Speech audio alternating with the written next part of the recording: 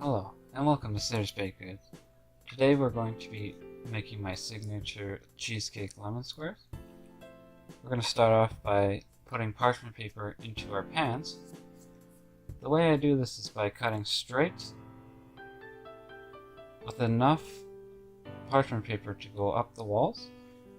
And if you do this in all four corners, it will fold in nicely, just like so. Now, I'm going to be making two today. And we're just going to get this one done as well. Cut all four corners. And that should just fold in nicely. Just like so. You might have to cut a little extra to make it fit better. Okay, with all that set up, we're going to start with the bottom. For the cheesecake lemon squares, we need to cook the bottom first and then pour onto the cheesecake. So to make this bottom, we're going to use graham crackers, a little bit of sugar, and melted butter.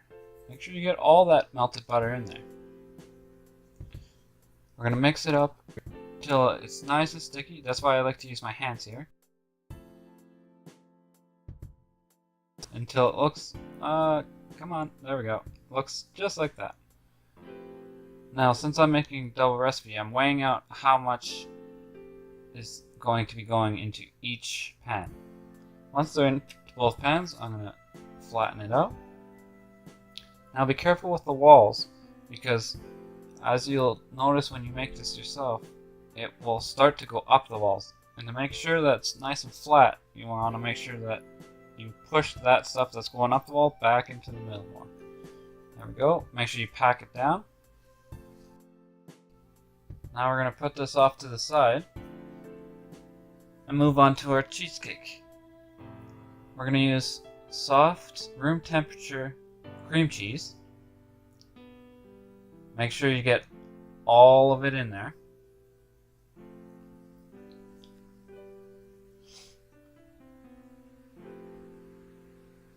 We're going to mix it up before I add any ingredients in. This will make it easier to put in any ingredients and allow it to be nice and smooth. So we're going to just mix it until it looks about like this. Just like that. Now we're going to start with the sugar. Now for this cheesecake, the main thing you want to do is mix the cream cheese with the sugar. Then it doesn't really matter what order you go in, except for the flour needs to be last, so you don't overwork the gluten. So once I get in this sugar and it becomes nice and smooth, I'm going to move on and mix in some whipping cream, 35%.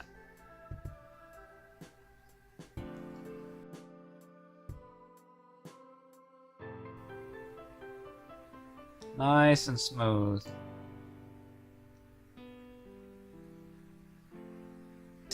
Now once that's all mixed in, I'm going to add in the egg.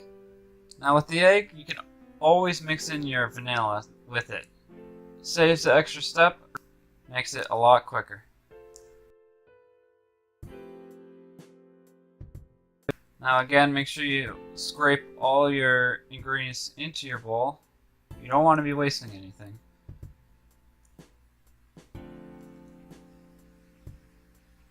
After I mix in the eggs, I'm going to be adding in the lemon juice. After all, it is lemon cheesecake squares. And once that's mixed in, I'm going to add in, finally, the flour. Now make sure you don't mix it too much. You don't want to overwork that gluten.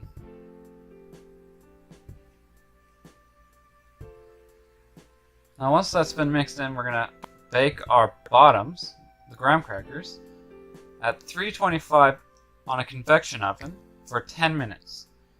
If you're using conventional, I'd go with 350 for 12 to 14 minutes.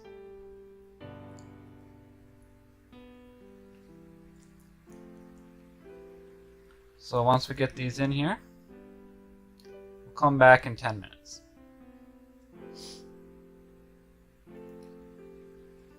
So again, if you're using a conventional oven, you're going to want it to look like this. Just give me 1 second. There we go. It's going to be nice, light, and nice and dry. Not too wet. Now again, because I'm making 2 recipes, I need to weigh out the top layer so that I don't make one bigger than the other.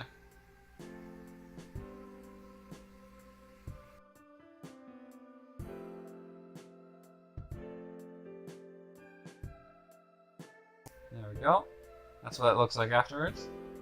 Make sure you've let your bottom cool before putting your cheesecake top into the pan. Now, I like to bake it for exactly 32 minutes at 325 convection oven because it's the perfect amount of time that it cooks fully through and doesn't brown on the top, which is just a bit ugly in my opinion. I want a nice smooth white cheesecake so that when I put lemon curd on top, it contrasts itself and looks a lot better. So this is what they're going to look like. They're going to look a bit puffy, but that will die down and smooth out. Now onto the lemon curd. This is very easy actually, but you need to be very careful. We're going to put sugar, lemon juice, and butter together. Leave the eggs off to the side, just like you can see in that other bowl with the whisk.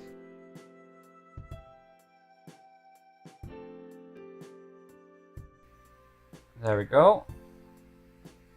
This bowl is over top of a pot of boiling water, otherwise known as bain-marie.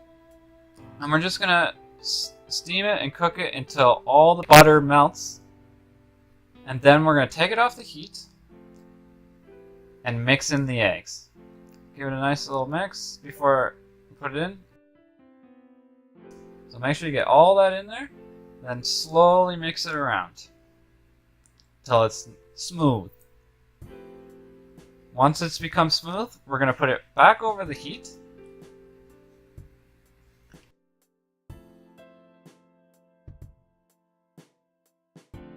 And then keep stirring at all times. You do not want to make scrambled eggs in lemon juice. It doesn't taste good, looks disgusting, and is disgusting. So, because I make such a large batch, I have to do something that you don't really want to do. So if you make a small batch of this, you can just stay over this heat and it will slowly turn into a thick curd. But since I have such a big batch, I'm going to be putting it into a pot to be put on direct heat.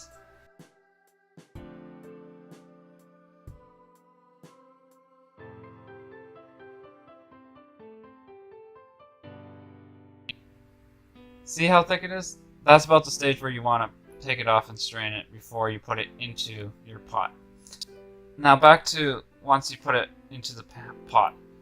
You need to continue to stir it. If you do not stir this, you will burn it and it will be no good. And you'll just have to throw the whole thing out. So keep stirring it. Keep stirring it. Now, with this curd recipe, it's a little thin, so I like to add a cornstarch slurry. Make sure you get all of it in there. But once you put cornstarch slurry in, always make sure it boils again. If it does not boil, it will have a starchy taste, and it's not the most pleasant of flavors. You want the lemon to come out, not potato starch, cornstarch, flour. You don't want to taste that. You want to taste lemon. Once it gets to this thick, it's getting real thick. It's going to be more watery than what you want it to end in, but that's only because it's very hot still, but that's exactly the consistency you want.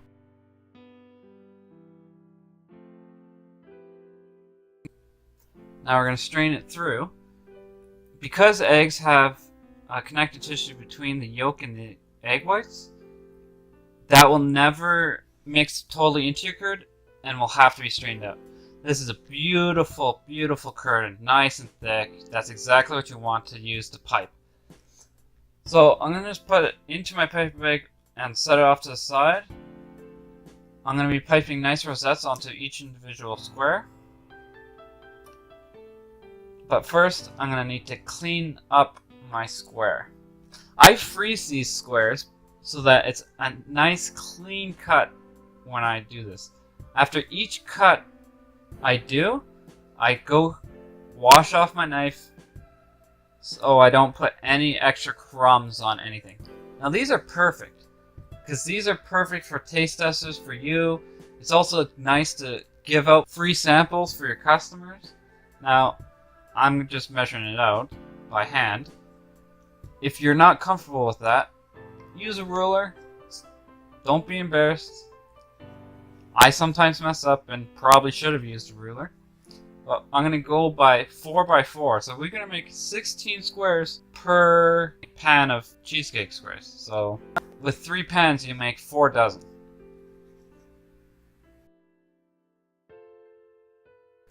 Now I'm just going to pipe nice, beautiful rosettes on top.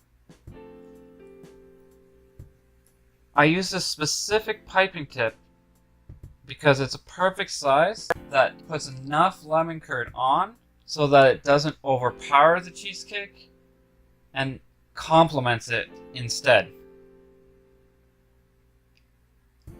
Now when you pipe rosettes, you'll see at the very end that I flick it off. So I'm piping, and right at the end I stop and just keep the motion going so that I don't get any of those mountain peaks. No mountain peaks we don't want. We want a nice rosette. We'll keep going until we do all of them nicely. If you see how I'm doing this, I'm also not holding the bag with my other hand. I have one hand squeezing it out, and one hand just using the thumb and my pointer finger to just go through the motions. You don't want to heat this curd up because it will become watery again, just like how you had it in the pan, and then it's just going to run out onto your cheesecake and look ugly. There we go, almost finished.